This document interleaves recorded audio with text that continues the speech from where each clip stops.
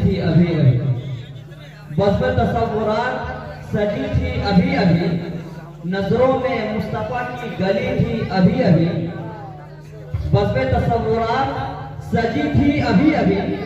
نظروں میں مصطفیٰ کی گلی تھی ابھی ابھی،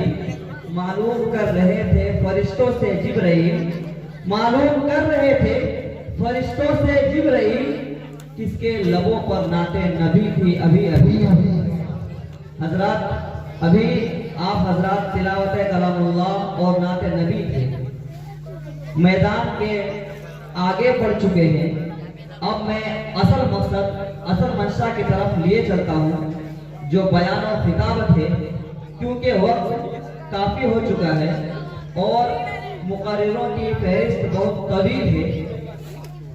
اور اصل مقصد اس پروگرام کا بیان و خطابت بھی ہے، کیونکہ شاعر کہتا ہے کہ خطابت وجد میں آئے تو پھر ہتھیار بن جائے، خطابت وجد میں آئے تو پھر ہتھیار بن جائے، کبھی خنجر کبھی نیزہ کبھی تلوار بن جائے، خطابت وجد میں آئے تو پھر ہتھیار بن جائے،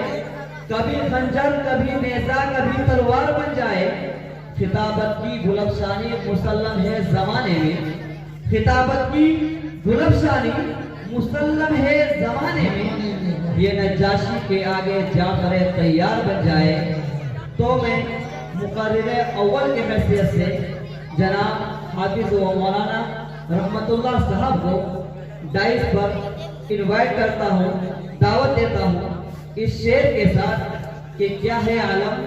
کیا بتاؤں تیرے زور لسانی کا، سبحان اللہ، کیا ہے عالم کیا بتاؤں تیرے زور لسانی کا، سنا ہے چرچا ہے ہر طرف تیرے جادو بیانی کا، ذرا ہم کو بھی سناؤ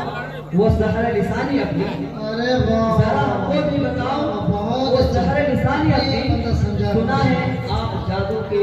زبان رکھتے ہیں۔ جناب رحمت اللہ صاحب ڈائس پر بہت دیر کے بعد